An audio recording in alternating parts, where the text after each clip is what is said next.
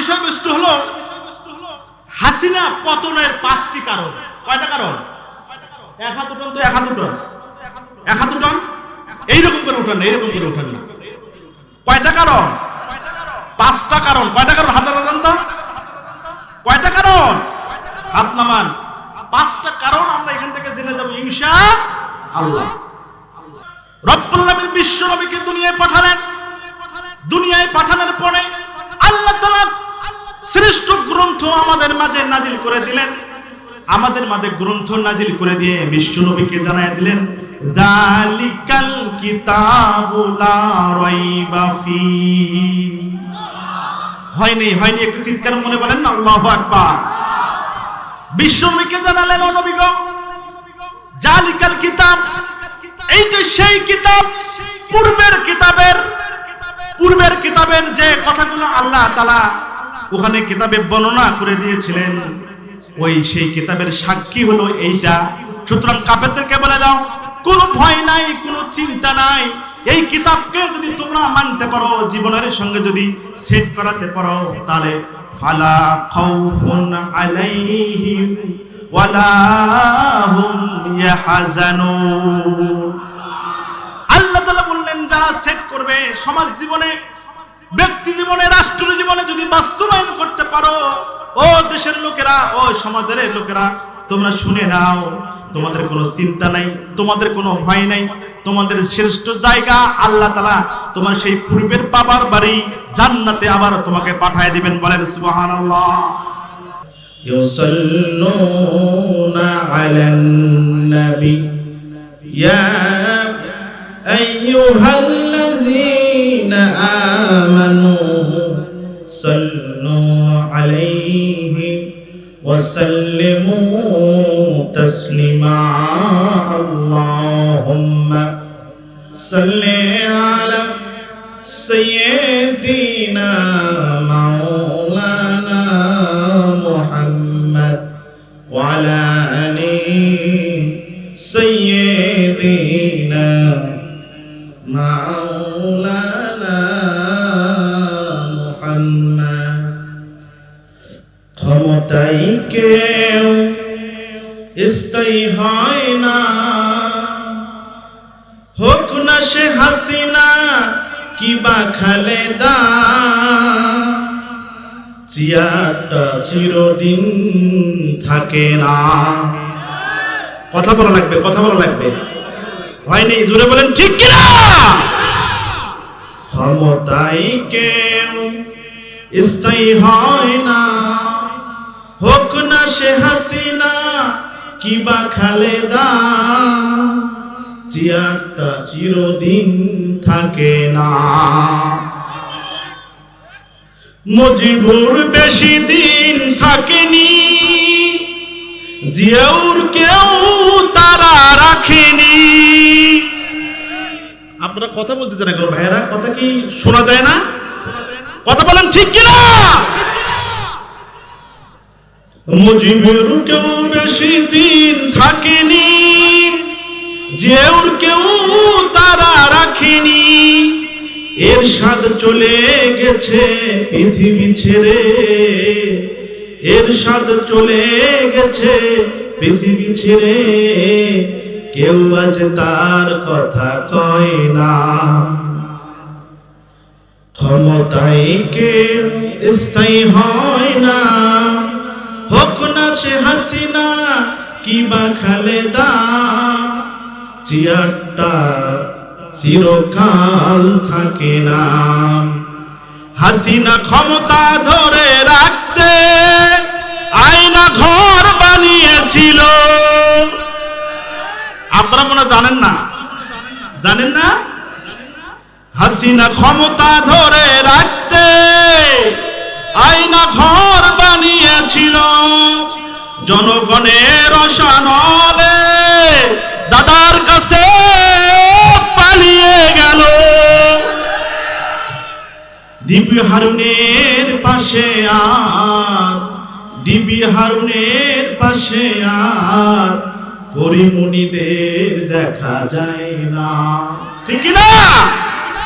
ক্ষমতাই কেউ স্থায়ী হয় না, হোক না সে হাসিনা কিবা খালেদা, চেয়ারটা চিরকাল থাকে না। বালাগাল উলা বিকামালিহি কাশাফাত দুজা বিজামালিহি হাসানাত জামিয়া খিসালিহি সাল্লু আলাইহি আল্লাহুম্মা আমিন। ربنا ظلمنا أنفسنا وإن لم تغفر لنا وترحمنا لنكونن من الخاسرين رب العالمين ভান্ডার হাফেজ পারা দারুন নাজাত নুরানি কিল্লার কান্ডে গার্ডেন ও হাফিজিয়া মাদ্রাসার উদ্যোগে তাফসীরুল কোরআন মাহফিলে বসে তোমার শাহিনশা দরবারে হাত বাড়াইলাম। রব্বুল আলামিন মেহেরবানি করে আল্লাহ এই মাহফিলে যারা এসেছেন আর যারা শ্রম দিয়েছেন, টাকা দিয়ে, পয়সা দিয়ে, কথা দিয়ে যারা সহযোগিতা করেছেন, আর এই মাহফিলটা সাফল্য মণ্ডিত করার জন্য যারা এসে বসেছেন, মেহেরবানি করে হাসরের কঠিন ময়দানে এই মাহফিল আমাদের নাজাতের জারিয়া বানিয়ে দিও আল্লাহ। হায় রব্বুল আলামিন, আমি গোলাম তোমার, কোন ইলম কালাম নেই।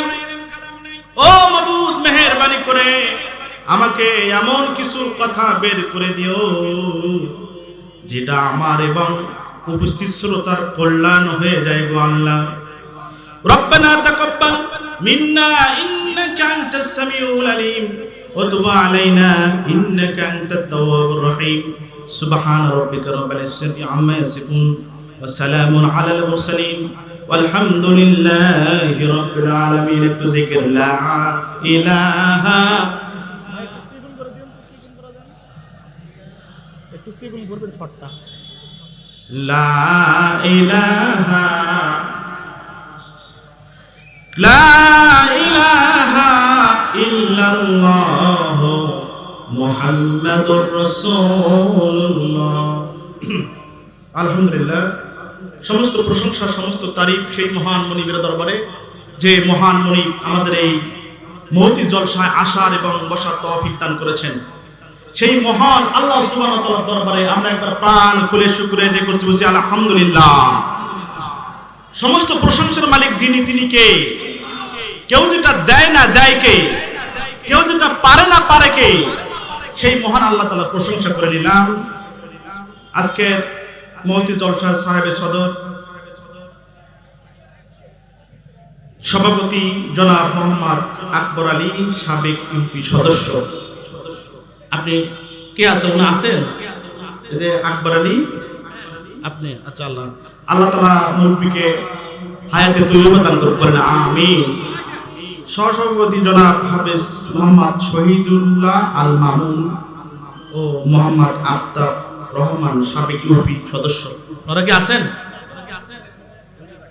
আচ্ছা আচ্ছা, আল্লাহ তাআলা তাদেরকে হায়াতে তৈয়বা দান করেন, আমিন। আজকের মাহফিলের যিনি আপনাদের আমার আগে কথা বলে গেলেন, প্রধান আকর্ষণ, সারা বাংলার পরিচিত মুখ, শিল্পী কবির বিন আব্দুস সামাদ, চেয়ারম্যান ঠিকানা কালচার ফাউন্ডেশন, উনি আমার মাঝে উপস্থিত হয়েছেন। সব মিলিয়ে প্রশংসা করছি সেই মহান আল্লাহ সুবহানাহু ওয়া তাআলার, আবারও যে আল্লাহ সুবহানাহু ওয়া তাআলা আমাদের এই মুহূর্তে অনুষ্ঠানে আসার তৌফিক দান করেছে। তাতে আপনারা খুশি না বেজার? অল্প না বেশি? যারা হয়েছেন খুশি, মুখে নিয়ে হাসি, উঁচু করে কাল্লা, দুহাত তোলেন একবার, টান টান করেন। তবে সাবধান, আমি তাকবীর দেওয়ার পরে হাত তো এরকম করে মারবেন, কিন্তু সামনের কারো যেন পিঠে না লাগে, নাহলে মিদ্দা ভেঙে যাবে। ঠিক আছে না? একবার তাকবীর দিবেন, লিল্লাহে তাকবীর, আল্লাহু আকবার। আল কোরআনের আলো, আল হাদিসের আলো, লিল্লাহে তাকবীর। প্রিয় ভাইরা আমার, সারা পৃথিবীতে মুসলমানেরা নির্যাতিত, নিষ্পেষিত, পদদলিত। কথা বলেন ঠিক কিনা? তার কারণ কি? কারণ একটাই, সেটা হলো মুসলমান বোঝে বেশি, খায় বেশি কিন্তু কাজ করে কম। কথা বলেন ঠিক কিনা? কথা বলেন ঠিক কিনা? আর সুবিধাবাদী মুসলমানের মানে সংখ্যা বাংলাদেশে সবচেয়ে বেশি। যখন প্যালেস্টাইনে যখন মুসলমানরা মারে, আমরা তার ভিডিও দেখে চোখের পানি থেকে দূরের কথা একটু মানে একটা অনুভূতি যে হবে, কষ্টের একটা অনুভূতি যে মানুষের ভিতরে থাকবে, ওরকম অনুভূতিও আমাদের মাঝে থাকে না। কথা বলেন ঠিক কিনা?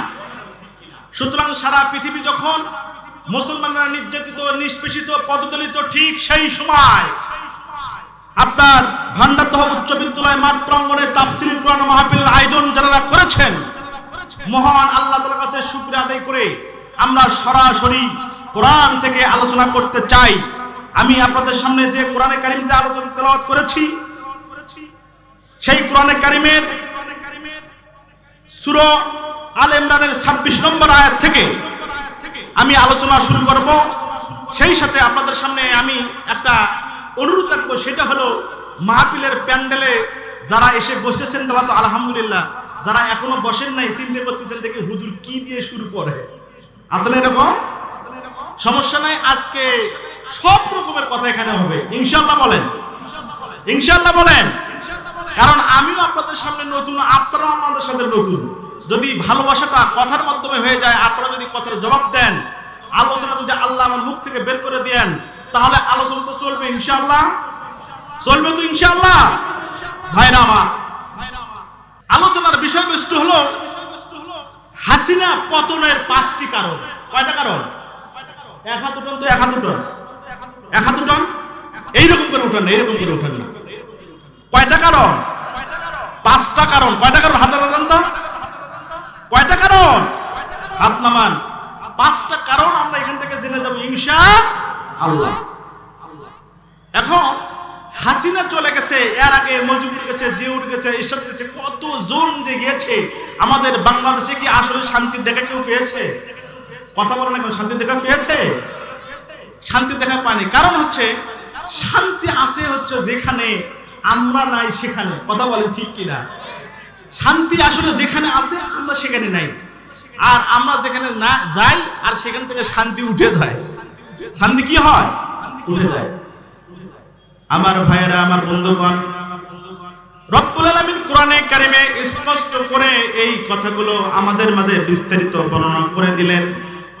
আল্লাহ তাআলা কোরআনে কারিমে বলেন, কুলিল্লাহুম্মা মালিকাল মুলকি তুতিল মুলকা মান তাশা। আল্লাহু আকবার, তাকবীর জোরে দেওয়া লাগবে, আরো জোরে, আরো জোরে। আল্লাহ তাআলা বলেন, যে বান্দারা আমার আল্লাহর কোরআনের তেলাওয়াত শোনার পরে তাকবীর দিবে, আমি আল্লাহ তার দুনিয়া এবং আখিরাতের মর্যাদা বাড়ায় দেব। জোরে বলেন সুবহানাল্লাহ। তাকবীর আস্তে হবে না জোরে হবে? আরো জোরে বলেন, আস্তে না জোরে? আমার ভাইয়েরা, রব্বুল আলামিন বিশ্ব নবীকে দুনিয়ায় পাঠালেন। দুনিয়ায় পাঠানোর পরে আল্লাহ তাআলা শ্রেষ্ঠ গ্রন্থ আমাদের মাঝে নাজিল করে দিলেন। আমাদের মাঝে গ্রন্থ নাজিল করে দিয়ে বিশ্ব নবীকে জানায় দিলেন, যালিকাল কিতাবু লা রাইবা ফি। হয়নি, হয়নি, একটু চিৎকার মনে বলেন না, আল্লাহু আকবার।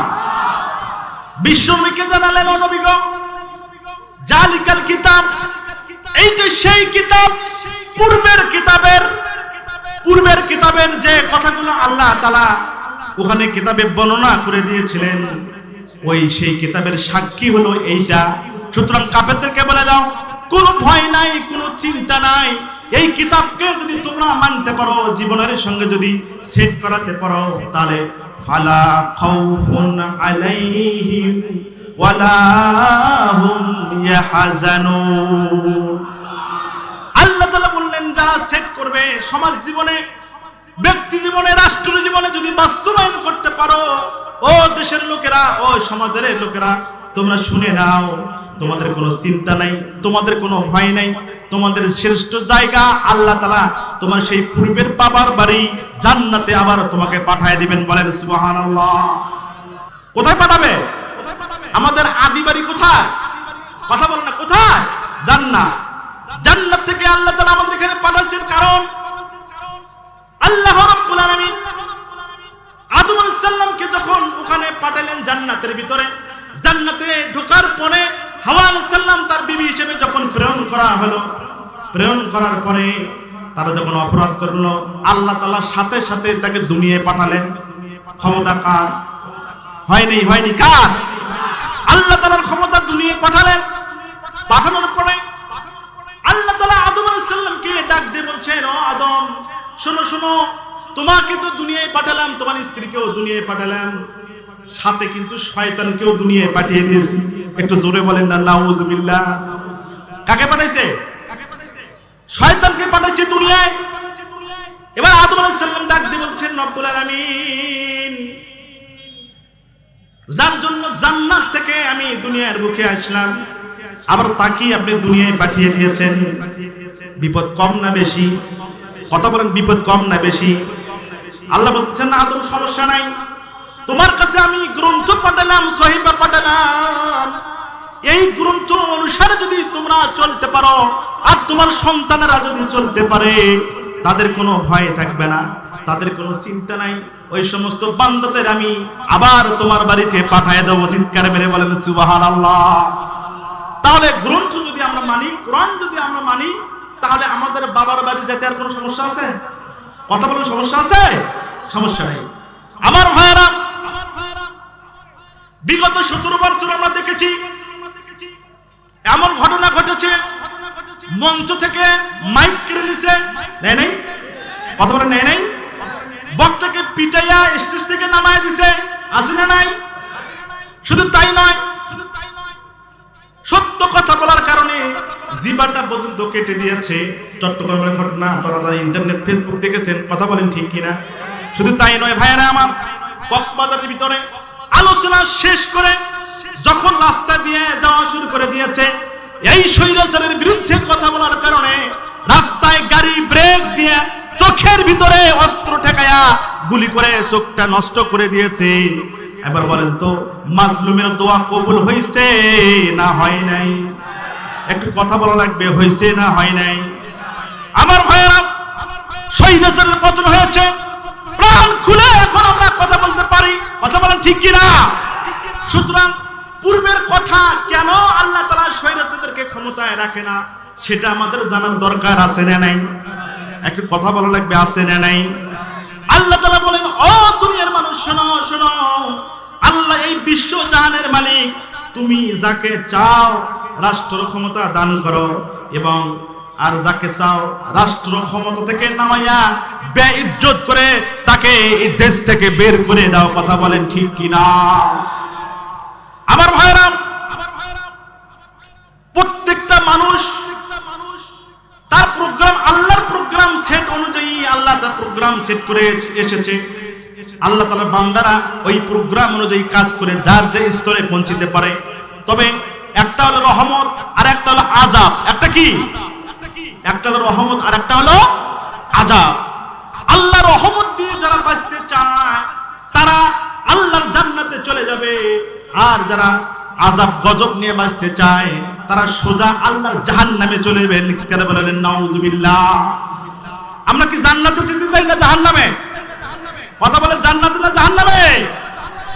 ভাইরা আমার, স্বৈরাচার পতনের কারণ কয়টা? একটু জোরে বলেন, কয়টা? এক নম্বর কারণ হলো অহংকার। কি এক নম্বর কারণ? কি?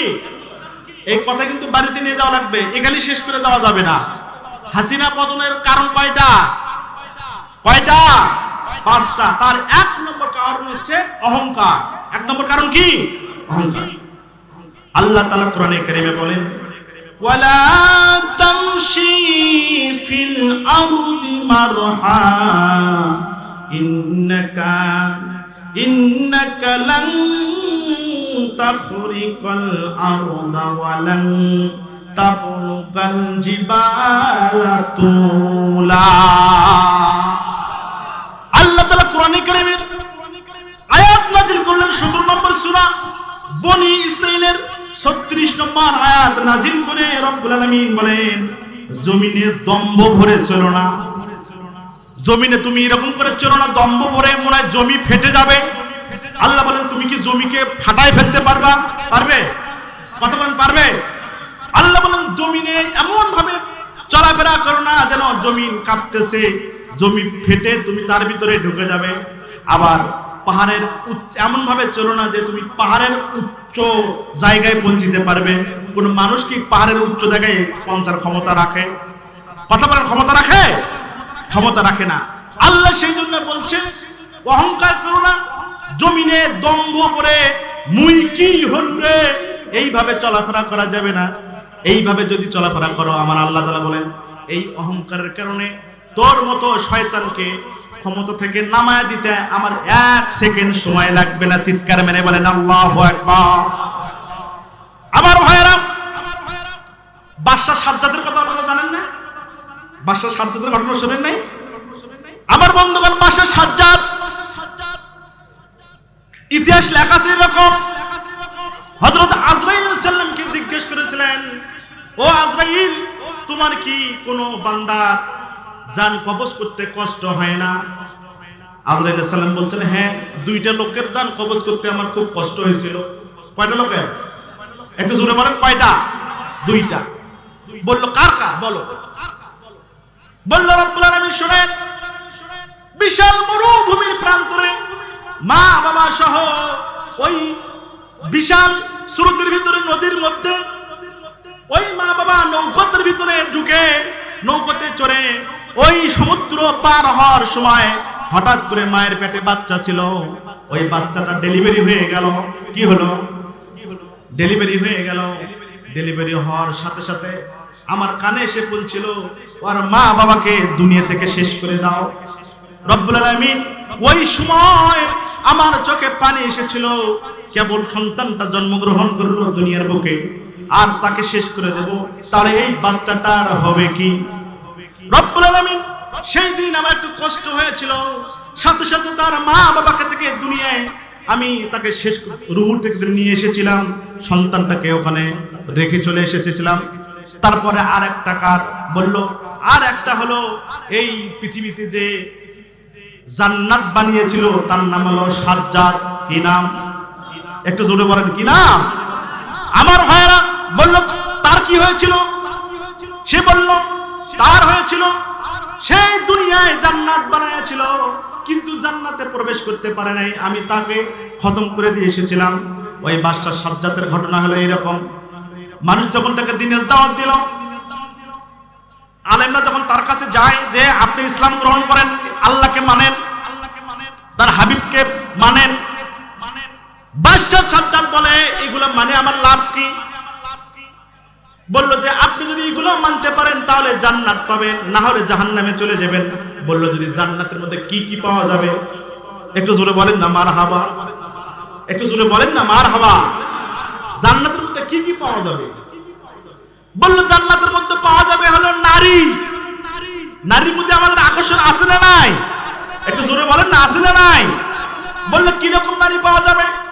বললেন নারী পাওয়া যাবে এমন হবে, তার মাথাটা থাকবে চিকন, বুকটা থাকবে উঁচা, আর পিছনটা থাকবে একটু চওড়া।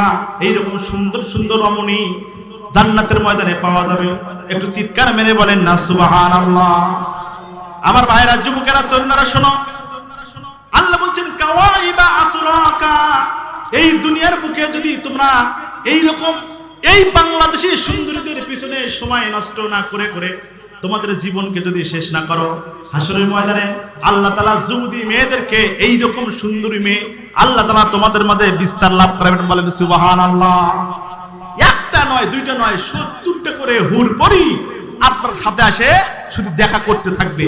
চিৎকার মেরে বলেন না সুবহানাল্লাহ। আমার ভাইরা, সাজ্জাদকে বলল যে সুন্দর সুন্দর নারী পাওয়া যাবে, তারপর কি পাওয়া যাবে? বলছে তারপর পাওয়া যাবে হলো দুধের নহর, মধুর শরবত। বলল তাই নাকি? বললে হ্যাঁ, আরো বিশাল কিছু, সেখানে কোনো গরম লাগবে না, ঠান্ডাও লাগবে না। এইরকম বর্ণনা শোনার পরে বাদশাহ সাজ্জাদ বলল ব্যাপার নাকি এটা? ব্যাপার নাকি? এটা কোনো ব্যাপার? সে করলো কি? ওই এলাকার যত লোক ছিল সবাইকে বলল আজ থেকে কারো বাড়িতে কোনো মধু রাখা যাবে না, কারো গাভীর দুধ কেউ খাইতে পারবে না। সবগুলো আমাকে এখানে পাঠিয়ে দাও। লোকজন লাগাই দিল, জান্নাত বানানোর ব্যবস্থা করলো। একটু জোরে বলেন না নাউজুবিল্লাহ। জান্নাত বানানোর ব্যবস্থা করলো, কিন্তু জান্নাত হয়ে গেল সুন্দরী কচি কচি মেয়েগুলো নিয়ে এসে জান্নাতের ভিতরে ঢুকাইলো। একটু জোরে বলেন না নাউজুবিল্লাহ। জান্নাতে যখন ঢুকাইলো, ঢুকন যখন শেষ, এবার জান্নাতে চলে যাবে, দুনিয়ার জান্নাতে প্রবেশ করবে। ইতিমধ্যে আল্লাহ তাআলা অর্ডার করলেন, যাও ওই বাদশা সাজ্জাদের রূহটা আমার কাছে নিয়ে আসো। একটু চিৎকার মেরে বলেন আল্লাহু আকবার। আজরাইল এসে ঘোড়ার সামনে খাড়া হয়েছে। ঘোড়ার সামনে খাড়ার পরে ওই বাদশা সাজ্জাদ বলছে, তুমি কে? বলছে, আমি ফকির। আমি কি? একটু চিৎকার মেরে বলো না কি? বলছে, আমি ফকির। তুমি সময় কোথা থেকে এলে? বললো, আমাকে কিছু হাদিয়া দান করো। কি করো? বলছে, কিছু হাদিয়া আমাকে দাও। বাদশা সাজ্জাদ রাগ হয়ে গেছে, আসার আর সময় পেলি না, আমি এখন যাব জান্নাতে, আর এখন নিয়ে এসেছি হাদিয়া দিতে। সর, সামনে থেকে সরে যা, কোনো সময় নেই, সামনে থেকে সর। আজরাইল আলাইহিস সালাম সামনে থেকে সরে গিয়েছে, এবার জায়গা মতো যায় হাজির হয়েছে। একটু চিৎকার মেরে বলেন আল্লাহু আকবার। জায়গা মতো যা হাজির হয়েছে। হাজির হওয়ার পরে এক পা ঘোড়ার ভিতরে আর এক পা জান্নাতের গেটে। তাকায় দেখে ওই ফকির বেটা আবার সামনে এসে হাজির হয়েছে। একটু চিৎকার মেরে বলেন না আল্লাহু আকবার। ডাকতে বলছে, বেটা তোকে কোন থেকে তাড়াই দিলাম, আবার এখানে এসেছিস তার মানে? বললো যে, ভাই আমার একটু কথা শোনেন। বললো, কি কথা? বললো, আমি বা ভিক্ষে নেওয়ার জন্য আসি নাই। বললো, কি নেওয়ার জন্য এসেছো? বললো, এবার নিতে এসেছি তোমার জানটা। একটু চিৎকার মেরে বলেন আল্লাহু আকবার। বাদশা সাজ্জাদ ভয় পেয়ে গেছে। বলো কি তুমি?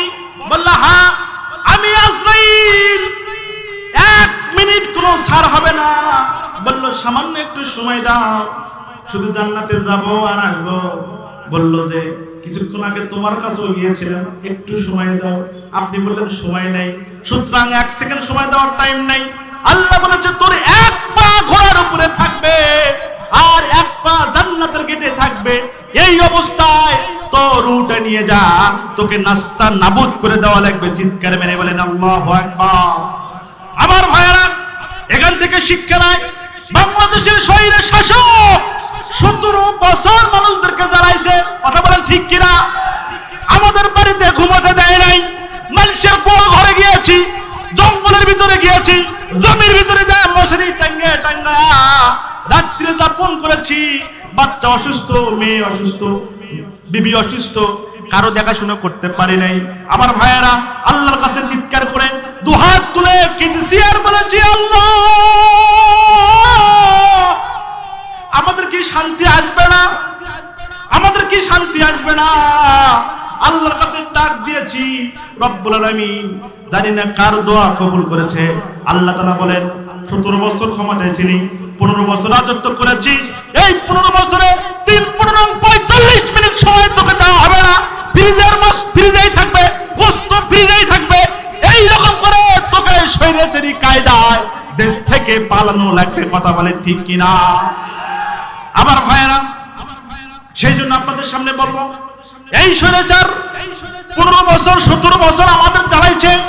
আল্লাহ তাআলা বলেন, অহংকার করিস না, অহংকার করলে নাস্তা নাবুদ করে তোকে দেশ থেকে বিতাড়িত করতে আমার 1 মিনিট সময় লাগবে না। কথা বলেন ঠিক কিনা? সুতরাং বন্ধুগণ আমার, এই জন্য অহংকার করা যাবে না। অহংকার যারা করে, আল্লাহ বলে, আমি ধরি না, আর ধরলে কিন্তু নাস্তা নাবুদ করে ছাড়ি। চিৎকার মেরে বলেন আল্লাহু আকবার। আমার বুবু খাইছে ধরা, এবার তোমার রক্ষা নাই। হাসিনা নাই দেশে নাই, পালায়া গেছে ইন্ডিয়া। একটু চিৎকার মেরে বলেন ঠিক কিনা? আমার বুবু খাইছে ধরা, এবার তোমার রক্ষা নাই। হাসিনা নাই দেশে নাই, পালায়া গেছে ইন্ডিয়ায়। ওরে দিল্লি মোগো মামার বাড়ি। আহা, চিৎকার মেরে বলেন ঠিক কিনা? ওরে দিল্লি মগো মামার বাড়ি সীতাই বুবু দিছে পারি। আপনারা কি মন খারাপ? আর এই লোকগুলোর হুইসেলটা কি ভাই? দয়া করে একটু সামনে আসেন না ভাই, আসেন না একটু সামনে মেহরবানি করে। আহা, আপনাদের খারাপ লাগতেছে? খারাপ লাগতেছে? একটু আমার সাথে কথা বলেন, কথা বললে আলোচনা বের হবে, আপনারাও মজা পাবেন, আমিও কথা বলে মজা পাবো। কথা বলেন ঠিক কিনা? ওরে দিল্লি মগো মামার বাড়ি সেটাই বুবু দিছে পারি। বীর জনতা জাগছে এবার, বীর জনতা জাগছে এবার, বুবু তোমার ফাঁসি চাই। কথা বলেন ঠিক কিনা? আমাদেরকে যেভাবে তুমি জ্বালাইছো, যেভাবে অত্যাচার করেছো, যেভাবে আমাদের নেতাদের ফাঁসি দিয়েছো, অন্যায় ভাবে আল্লামা আব্দুল্লাহ হোসেন সাঈদীকে হাত থেকে নাটক করে বিষ প্রয়োগ করে মেরেছো তুমি। কথা বলেন ঠিক কিনা? সুতরাং বাংলাদেশের জনগণ আমি জানতে চাই, এই ডক্টর ইউনূসের কাছে আমি জানতে চাই যে বিষ প্রয়োগ করে আল্লামা আব্দুল্লাহ হোসেন সাঈদীকে হত্যা করেছে, তাকে এখনো গ্রেফতার করা হলো না কেন? কথা বলেন ঠিক কিনা? কারা কারা এই স্বৈরাচারের ফাঁসি চান? তো হাত তুলে তাকবীর দিয়ে আল্লাহকে দেখা দেন।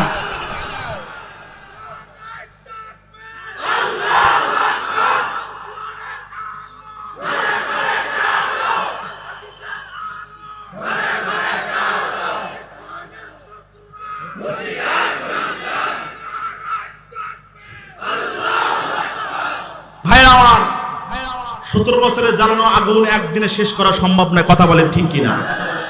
17 বছরের জ্বালানো আগুন একদিনে নিভবে না। বিশ্বনবী জনাবে মুহাম্মদ রাসূলুল্লাহ সঙ্গে যখন এই পৃথিবীতে জন্মগ্রহণ করেছেন, 1000 বছরের আগুন টপ করে নিভে গেছে। কথা বলেন ঠিক কিনা? সুতরাং স্বৈর শাসক 17 বছর চালানোর পরে যখন দেশ থেকে চলে গেল, তার সাঙ্গপাঙ্গ যারা ছিল চুপ করে হয়ে গেছে। কথা বলেন ঠিক কিনা? মনে মনে ভাবে কি হলো রে, এটা কি হলো, কি হইল রে, কি হইল? 17 বছর রাজত্ব করলাম, হঠাৎ করে মা চলে গেল। মা চলে গেলে এবার সন্তানের বিপদ আছে না নাই? কথা বলেন আছে না নাই? আমরা বলি আপনার কোনো বিপদ সমস্যা নাই, আপনাদের বিপদের কোনো সমস্যা নাই। যদি তওবা করতে পারেন, মাফ করবেন কে? একটু চিৎকার করে বলবেন কে? সেই মাফ করবে। ওরে দিল বীর জনতা জাগছে এবার, বীর জনতা জাগছে এবার, বুবু তোমার ফাঁসি চাই। হাসিনা নাই দেশে নাই, পালায়া গেছে ইন্ডিয়ায়। কত মানুষ মারছো তুমি,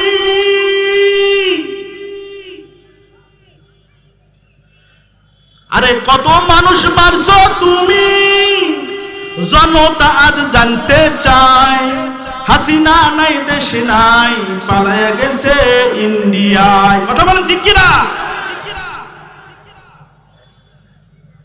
বুবু কোথায় তোমার বাহাদুরি, কোথায় তোমার চাতুরি? কথা বলেন ঠিক কিনা? কথা বলেন ঠিক কিনা? আরে বুবু কোথায় তোমার বাহাদুরি, কোথায় তোমার চাতুরি? তোমার বাবার স্বপ্ন বুবু, কথা বলেন, কথা বলেন, তোমার বাবার স্বপ্ন বুবু আর নাই। কথা বলেন না কেন? হাসিনা নাই দেশে নাই, পালায়া গেছে ইন্ডিয়ায়। হাসিনা নাই দেশে নাই, পালায়া গেছে ইন্ডিয়ায়। আমার বুবু খাইছে ধরা, আমার বুবু খাইছে ধরা, এবার তো আর রক্ষা নাই। হাসিনা নাই দেশে নাই, পালাইয়া গেছে ইন্ডিয়ায়। কথা বলেন ঠিক কিনা? আমার ভাইরা, সুতরাং অহংকার যদি কেউ করে, পতন করতে আল্লাহর কি কোনো টাইমের দরকার আছে? কথা বলেন দরকার আছে?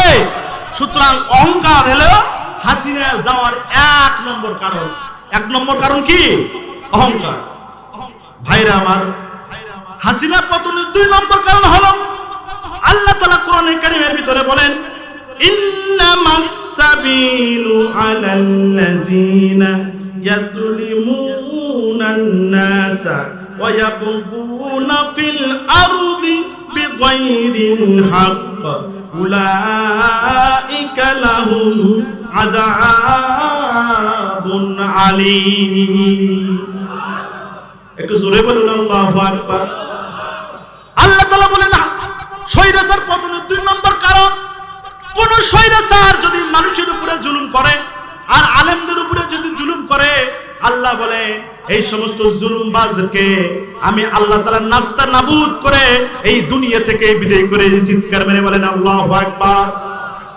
বন্ধুগণ আমার, এমন কোন জুলুম নাই এই দুই স্বৈরাচার আমাদেরকে করে নাই। কথা বলেন ঠিক কিনা? আমার ভাইরা, বাড়িতে থাকতে পারি নাই, আমাদের সন্তানগুলো দেখাশোনা পর্যন্ত করতে পারি নাই, খালি কখন ভয় এক একজন নামে 2200-2300 টাকা করে মামলা। কথা বলেন ঠিক কিনা? হায়রে ভাইরা আমার, মামলা দিতে দিতে মামলার বোঝা এত ভারী করেছে, কি করে খাবেন আপনি? কোন রাস্তা ওরা রাখে নাই। কথা বলেন ঠিক কিনা? আমার ভাইরা, রব্বুল আলামিন সেই জন্য বলে যারা জুলুম করে, ওই জুলুম স্বৈর শাসক যদি এই দুনিয়ায় থাকে, আমার আল্লাহ বলেন জুলুমবাজ স্বৈর শাসকদের আমি নাস্তা নাবুদ করে এই দুনিয়া থেকে বের করে দেই। চিৎকার মেরে বলেন আল্লাহু আকবার। বিগত দিনে আমাদের হাসিনা ম্যাডাম আমাদের মাঝে জুলুম করেছে না করে নাই? আরে কথা বলেন, করেছে না করে নাই? সেই জুলুমের যদি এখন আমরা বিচার করতে যাই, তাহলে লক্ষ লক্ষ মানুষ বলেন বিপদে পড়বে না? একটু চিৎকার মেরে বলেন পড়বে না? আমার ভাইরা, বিশ্বনবী জনাবে মুহাম্মদ রাসূলুল্লাহ, একসাথে বলেন সাল্লাল্লাহু। আল্লাহ রাসূল সাল্লাল্লাহু আলাইহি সাল্লাম নির্যাতিত হওয়ার পরে যখন আল্লাহর অর্ডারে তিনি মদিনায় হিজরত করলেন, মদিনায় হিজরত করার পরে যখন ইসলামী রাষ্ট্র যখন তিনি গঠন করলেন, 10,000 সাহাবী নিয়ে মক্কায় ঢুকলেন। কয় হাজার? কয় হাজার? 10,000 সাহাবী নিয়ে এলেন। যখন ভিতরে ঢুকেছেন, দেখেন এক বুড়িমা 4-5টা বস্তা নিয়ে কখনো কাঁধে উঠায়, কখনো হাতে উঠায়, কখনো পাঞ্জারের ভিতরে নেয়, সামনের দিকে এগিয়ে যেতে পারে না, কখনো বস্তা নামায় আবার কখনো উঠায়, সামনের দিকে এক পা হাঁটতে পারতেছে না। বিশ্বনবী বুড়িমার কাছে গেলেন, যা বললেন, বুড়িমা কি সমস্যা আপনার? এরকম এতগুলো বস্তা নিয়ে আপনি যান কোথায়?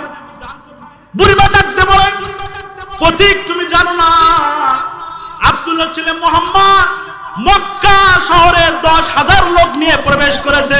চিৎকার মেরে বলেন আল্লাহু আকবার। ডাকতে বলছে বুড়িমা, ও পথিক তুমি জানো না আব্দুল্লাহর ছেলে মুহাম্মদ 10,000 সাহাবী নিয়ে এই মক্কা নগরীতে প্রবেশ করেছে। ওই মুহাম্মাদের সঙ্গে এত খারাপ আচরণ আমরা করেছি, ও যদি আমাদের সামনে পায় তাহলে একজনেরও গলার ভিতরে মাথা রাখবে না। চিৎকার মেরে বলেন আল্লাহু আকবার। আপনারা আল্লাহু আকবার তাকবীর শুনে মনে হলো যে আপনারা মনে বেজার হয়েছে। চিৎকার মেরে বলেন আল্লাহু আকবার। আমার ভাইরা, বুড়িমার ভয় আছে না নাই? কথা বলেন আছে না নাই? কেন? সে তো জানে আমরা মুহাম্মাদের সঙ্গে যে আচরণ করেছি, ওই আচরণের প্রতিশোধ যদি মুহাম্মদ নেয়, তাহলে আমাদের একজনেরও তো পর থেকে তারা চুপসে গেছে। কিসে গেছে?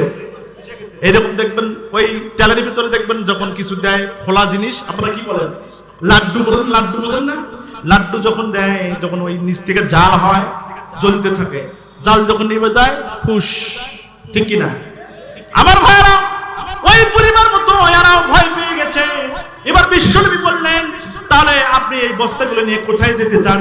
বলল, পথিক আমাকে যদি একটু সহযোগিতা করো, তাহলে এই বস্তা কাঠটি নিয়ে আমি নিরাপদ আশ্রয়ে যেতে চাই। চিৎকার মেরে বলেন মারহাবা। বিশ্বনবী বললেন ঠিক আছে।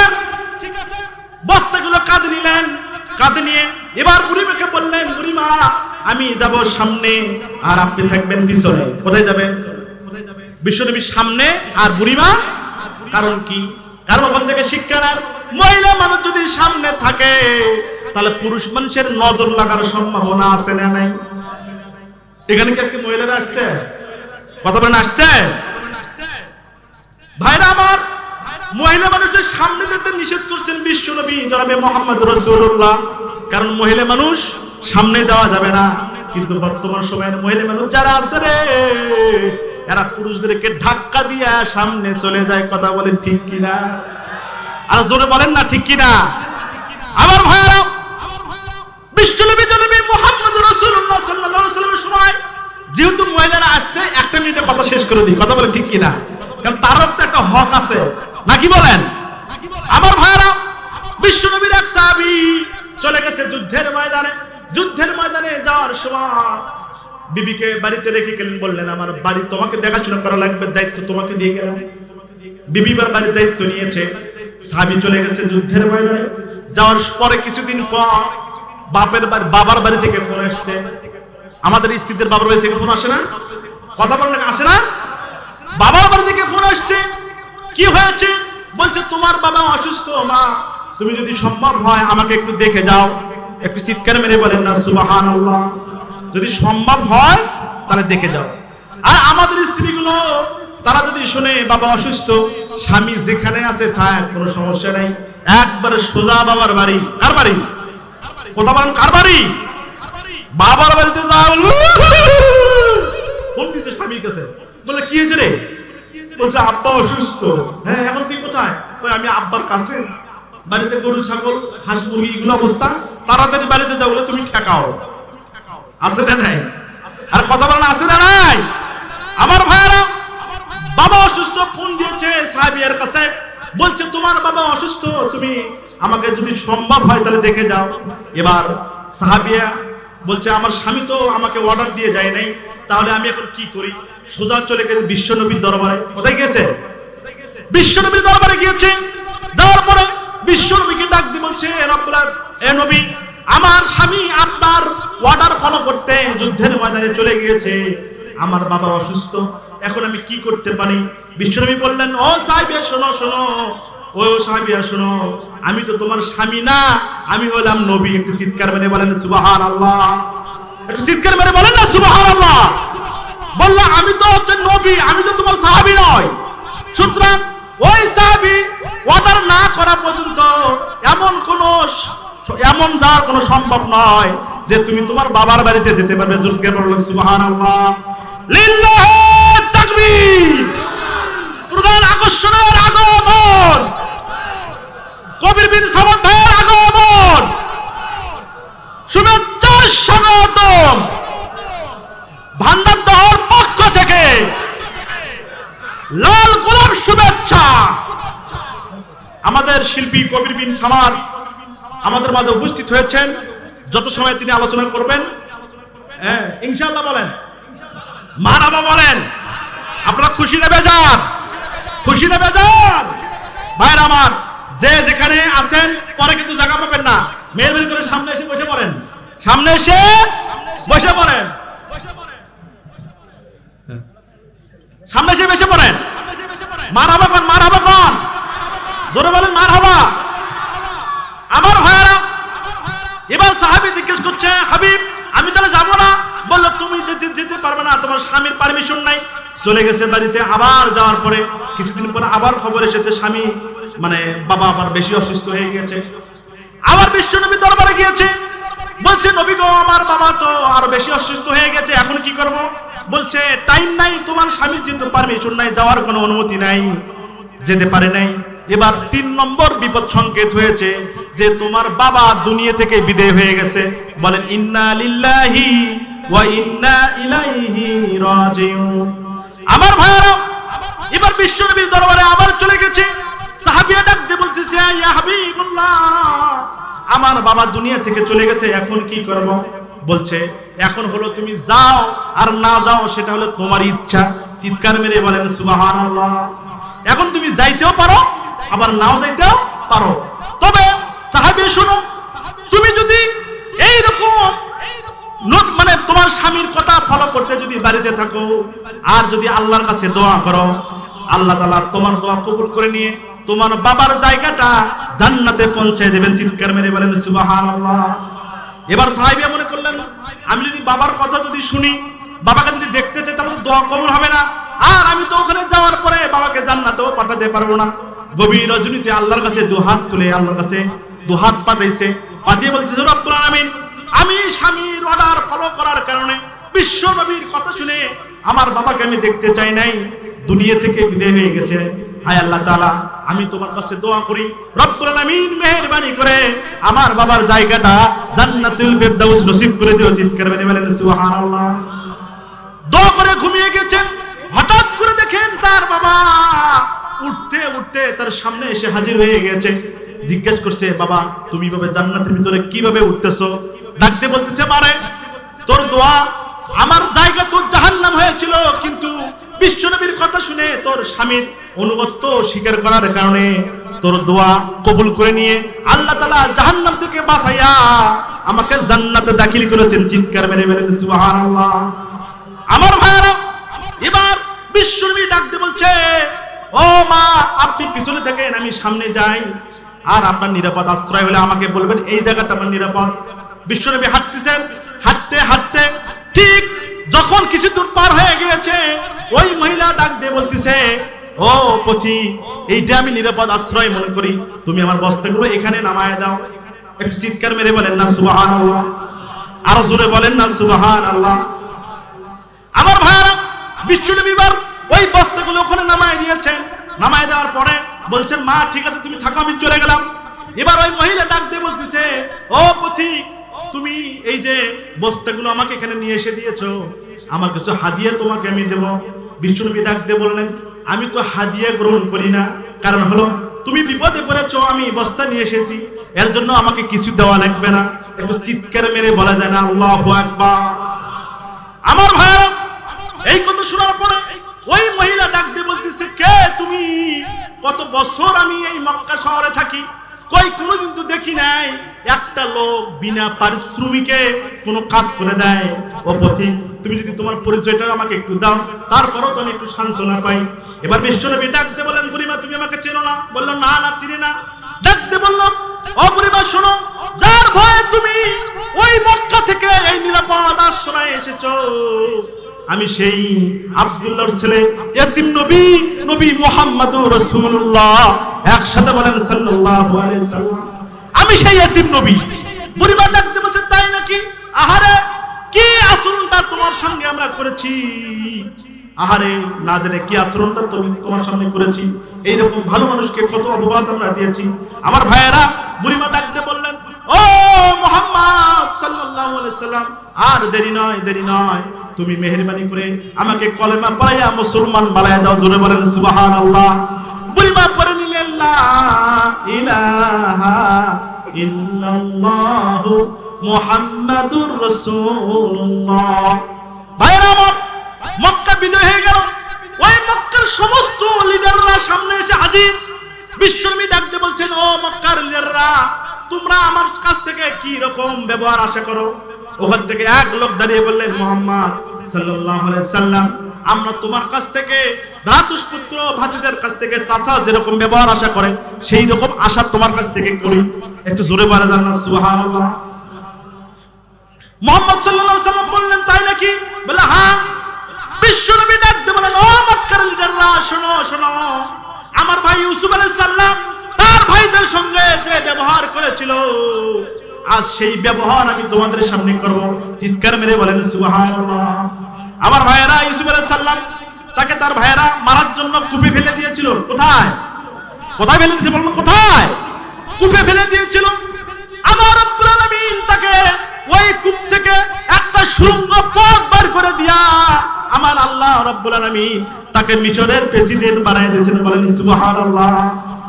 আমার ভাইয়েরা, সেই জন্য বিশ্বনবী বললেন, ও লিডাররা শোনো, আমার ওই ইউসুফ আলাইহিস সালাম ভাইরা তার সঙ্গে যে ব্যবহার করেছিল, আর সে কি কথা বলে তাদের ক্ষমা করে দিয়েছিল, আল্লাহ তাআলা সেই কথাটা কোরআনে কারিমে নোট করেছেন।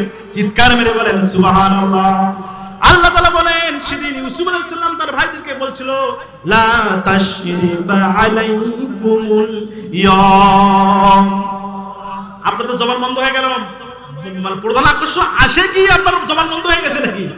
একটু চিৎকার মেরে বলেন আল্লাহু আকবার। আরো চিৎকার মেরে বলেন আল্লাহু আকবার। বিশ্বনবী ডাক দিয়ে বললেন, আমি ওই ইউসুফ আলাইহিস সালামের কথা তোমাদের মাঝে প্রয়োগ করলাম। ও লিডাররা, তোমরা চলে যাও, যার যার স্থানে চলে যাও, আমি তোমাদেরকে ক্ষমা করে দিলাম। চিৎকার মেরে বলেন সুবহানাল্লাহ। আমাদের ডাক্তার শফিকুর রহমান জীবন্ত ওলি যদি দেখতে চান তাকে দেখেন। আমার ভাইরা, সেই জীবন্ত ওলিকে যদি আপনারা দেখতে চান তাকে দেখে নেন। সেও এই ক্ষমতা পাওয়ার পরে বলেছে, যারা আমাদের সাথে জুলুম করেছো, আমাদের উপর নির্যাতন করেছো, মেহেরবানি করে আমরাও তাদের সাধারণ ক্ষমা ঘোষণা করলাম। চিৎকার মেরে বলেন সুবহানাল্লাহ। সেই জন্য ইনসাফ ভিত্তিক দিন কায়েম যদি আপনারা করতে চান, তাহলে ইসলামী রাষ্ট্র, ইসলামী শাসন ব্যবস্থা যদি দেশে চালু হয়ে যায়, প্রত্যেকটা মানুষ শান্তিতে থাকবে। কথা বলেন ঠিক কিনা? কথা বলেন ঠিক কিনা? আমার ভাইরা, এই মাদ্রাসাটা হচ্ছে, মাদ্রাসা মানে হলো নবীর হাদিসের একবারে ডাইরেক্ট সরাসরি ঘোষণা যে মাদ্রাসা থেকে শিক্ষা নিয়ে, দিন শিক্ষা নিয়ে যদি তোমার সন্তানগুলোকে বড় করতে পারো, তাহলে তোমার সন্তান দ্বারা তোমার কল্যাণ হবে। কথা বলেন ঠিক কিনা? একটু জোরে বলেন না ঠিক কিনা? আমার ভাইরা, এই মাদ্রাসা হলো এমন একটা দিনই শিক্ষা প্রতিষ্ঠান, এখান থেকে আপনার সন্তানটা যদি আপনি দিনই শিক্ষায় শিক্ষিত করে আপনি যদি বের করতে পারেন, তাহলে ওই সন্তানকে নিয়ে আপনার কোনো টেনশন হবে না। কথা বলেন ঠিক কিনা? ওই সন্তানের টেনশন হবে? কখনো টেনশন হবে না, কারণ ওই সন্তান কখনো গাঁজা খাবে না। কথা বলেন না কেন? ওই সন্তান কখনো মদ খাবে না, ওই সন্তান কখনো জিনা করতে পারে না। কথা বলেন ঠিক কিনা? আমার ভাইরা, আল্লাহ বলছেন, লা ইন শাকারতুম লাযিদান্নাকুম ওয়া লা ইন কাফারতুম ইন্না আযাবি লাশাদীদ। আহা, চিৎকার মেরে বলেন আল্লাহু আকবার। আল্লাহ বলছেন যে আমার নিয়ামত পাওয়ার পরে নিয়ামতের শুকরিয়া আদায় করে আমি আল্লাহ তাআলা তার নিয়ামতকে বাড়ায় দেই। জোরে বলেন সুবহানাল্লাহ। আমার ভাইরা, সেই জন্য আমাদের সন্তানগুলো, আমাদের সম্পদগুলো, আমাদের আল্লাহ তাআলা যা দিয়েছেন সবগুলো হলো আল্লাহর নিয়ামত। কথা বলেন ঠিক কিনা? আরো জোরে বলা লাগবে ঠিক কিনা? আমার ভাইরা, একটা সন্তান, রিকশাওয়ালার একটা সন্তান, তাকে যখন জন্মগ্রহণ করেছে, সেই রিকশাওয়ালা বলেছে, এই সন্তানটা আমি মাদ্রাসায় দিয়ে আলেম বানাবো। একটু জোরে বলেন না সুবহানাল্লাহ। আরো জোরে বলেন না সুবহানাল্লাহ। কি বানাবে? কি বানাবে? আলেম বানাবে। মাদ্রাসায় সন্তানটা দিয়েছে 7 বছর বয়স। কয় বছর? মাদ্রাসায় যখন দিয়েছে, ওই মাদ্রাসায় যখন মানে কেবল কায়দা শেষ করছে, কয়েকটা সূরা শিখেছে, ইতিমধ্যেই ওর বাবা অ্যাক্সিডেন্ট করে মারা গিয়েছে। একটু চিৎকার মেরে বলেন ইন্না লিল্লাহি ওয়া ইন্না ইলাইহি রাজিউন। আমার ভাইরা, সন্তানটার কাছে খবর গিয়েছে, তোমার বাবা হঠাৎ অ্যাক্সিডেন্ট করে মারা গিয়েছে, যাও যাও আব্দুল্লাহ, তাড়াতাড়ি বাড়িতে চলে যাও। হুজুর সঙ্গে করে নিয়ে বাড়িতে এসেছে। আসার পরে ওই সন্তানটা মার গলায় ধরে কান্নাকাটি করতেছে, বলতেছে, আম্মু গো, যে আব্বা আমারে আলেম বানাইতে চাইলো, ওই আব্বা আমারে ছেড়ে চলে গেল, এখন আমার এই পড়ার খরচটা কে দিবে? একটু জোরে বলেন আল্লাহু আকবার। এরকম এতিম আমাদের সমাজে আছে না নাই? কথা বলেন আছে না নাই? আমার ভাইরা, জানাজা হয়ে গেল, হুজুর জানাজা করলেন, সন্তানের বয়স কম দেখে জানাজা করতে দেওয়া হলো না। 3 দিন পর যখন সন্তানকে আবার মাদ্রাসায় পাঠানো হবে, তখন বলল, আমি মাদ্রাসায় যাই কি করবো? আমার পড়ার খরচ কে দিবে? আমার ভাইয়েরা, তৎকালীন সময়ে আব্দুর রাজ্জাক আর অন্য মধ্যে নবীন, এই দুইজন ব্যক্তি, গোদারপাড়া, বগুড়া গোদারপাড়ার ঘটনা, এই 2 ব্যক্তি তার পড়াশোনার দায়িত্বটা নিলেন। দায়িত্ব নিয়ে বললেন যে ঠিক আছে, আজ থেকে এই বাচ্চার খরচ আমরা দেবো, আপনি তাকে পড়াশোনা করান। আমার ভাইয়েরা, ওর মা বললো, বাবা রে, তোর বাবা তুই ইচ্ছা ছিল যে তোর জানাজা, তুই জানাজা করবি বাবার, কিন্তু তা তো হয় নাই। যতটুকু তুই লেখাপড়া করেছিস ওইটুকু বাবার কবরের পাশে দাঁড়াইয়া পরে তুই একটু আল্লাহর কাছে তোর বাবার গুনাহগুলো মাফ চেয়ে নি। একটু চিৎকার মেরে বলেন না সুবহানাল্লাহ। অবশ্য সন্তান 7 বছর বয়স কবরের পাশে গিয়েছে, যাওয়ার পরে দুহাত তুলে রব্বুল আলামিনের কাছে কান্দে, ডাকতে বলে, রব্বুল আলামিন, আমার বাবার বড় চাওয়া ছিল আমি আলেম হব, হাফেজ হব, আমার বাবার জানাজা আমি করব। ও বাবু, তুমি তাকে তুলে নিয়েছো, এখানে আমার তো কিছু করার নেই, তবে আমি সন্তান হিসেবে আমার বাবার জন্য দোয়া করি, আমার বাবা যদি দুনিয়ায় কোনো অন্যায় করে থাকে তাকে মাফ করে দিয়া তার জায়গাটা তুমি জান্নাতুল ফিরদাউস নসিব করে দিও। চিৎকার মেরে বলেন সুবহানাল্লাহ। আমার ভাইরা রাতের বেলা ঘুমিয়ে পড়েছে, হঠাৎ করে ওর বাবাকে দেখে তার সামনে এসে হাজির হয়েছে, তবে এক সাইড পোড়া আর এক সাইড হলো ভালো। কথা কি বুঝতেছেন? এক সাইড পুড়ে গিয়েছে আর এক সাইড ভালো আছে। জিজ্ঞেস করলো, বাবা তোমার এক সাইড পোড়া আর এক সাইড ভালো কেন? কি হয়েছিল তোমার? ওর বাবা ডাক দিয়ে বলতেছে, সন্তান রে, 3 দিন আগে আমার জানাজা হয়েছিল। ওই জানাজা করার পরে জাহান্নামের আগুন আমার এক সাইড পুড়ে ফেলেছে। 3 দিন পর তুই যখন দোয়া করেছি, তোর দোয়া কবুল করে নিয়ে আমার আল্লাহ তাআলা আমার আযাব মাফ করে দিয়ে আমাকে মাফ করে দিয়েছে। চিৎকার মেরে বলেন সুবহানাল্লাহ। সেই রাত্রে ওই যে দুই লোক দায়িত্ব নিয়েছে, ওই 2 লোক স্বপ্নে দেখেছে তারা জাহান্নামের আগুনে দাউ দাউ করে জ্বলার জন্য রেডি হয়ে গেছে। আর আল্লাহ তাআলা বলতেছেন, এই 2 লোককে মাফ করে দাও, কারণ হলো এই 2 লোক একটা আলেম একটা হাফেজের দায়িত্ব নিয়েছে। ও যত কোরআন তেলাওয়াত করতেছে, ওই কোরআন তেলাওয়াতের এক একটা সওয়াব ওদের আমলনামায় যোগ হইতেছে। বলেন সুবহানাল্লাহ। আমার ভাইরা, আমি আপনাদের কাছে আহ্বান করব, এই মাদ্রাসাটা চলুক। আপনারা চান না? কারা কারা চান? হাত উঠান, একবারে টান টান করে উঠান, এরকম করে টান টান করে এতক্ষণ তো। হ্যাঁ, একটু এর উপরে লারা দেন তো।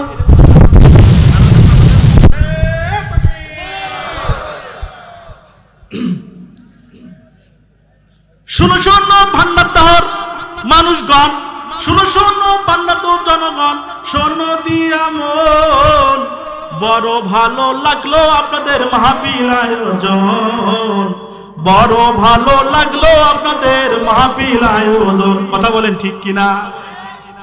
আজকের প্রধান আকর্ষণ যিনি, ভাইরাল বক্তা সবাই জানি। কথা বলেন ঠিক কিনা? আজকের প্রধান আকর্ষণ যিনি, ভাইরাল বক্তা সবাই জানি। আরো আছেন ভান্ডারদয়ের মুসলমান, আরো আছেন ভান্ডারদয়ের মুসলমান সবাই, সবাই মিলে আমরা এখন জান্নাত যেতে চাই। কথা বলেন ঠিক কিনা? কারা কারা জান্নাতে যেতে চান হাত তোলেন সবাই, হাতে লারা দেন সবাই, হাতে লারা দেন সবাই, হাতে লারা দেন সবাই, হাতে লারা দেন সবাই, সবাই মিলে আমরা সবাই জান্নাত যেতে চাই। একটু চিৎকার মেরে বলেন মারহাবা। আমার ভাইরা, এই যে হাত উঠেছেন, আল্লাহর মাদ্রাসায় আপনারা মানে বলছেন এই মাদ্রাসাটা চলুক, তাহলে এই মাদ্রাসা কি এমনি চলবে না টাকা লাগবে? কথা বলেন, টাকা লাগবে না লাগবে না? আমার ভাইরা, কে আছেন এমন দরদি এই মাদ্রাসার জন্য দান করার জন্য প্রস্তুত হয়েছেন? ও আমার ভাইরা, জাহান্নামের কঠিন ময়দানে আপনার বাবা, আপনার মা, আপনার সন্তান আপনাকে বাঁচাতে পারবে না। তবে কথা দিলাম, যদি আপনি এখানে দান করতে পারেন, তাহলে এই বাচ্চা কোরআন তেলাওয়াত করবে, কিয়ামত পর্যন্ত যত তেলাওয়াত হবে আপনার আমলনামায় আল্লাহ সওয়াব দান করতে থাকবেন। বলেন সুবহানাল্লাহ।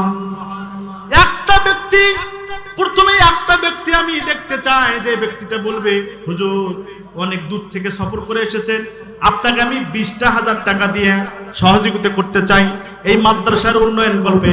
একটা ব্যক্তি প্রথমে দেখতে চাই, 20,000 টাকা দিবেন। কে আছেন এমন দরদি? কে জাহান্নামের আগুন থেকে বাঁচতে চান? একটু আসেন। একটা লোক, এতগুলো মানুষের মধ্যে একটা লোক দেখান তো যে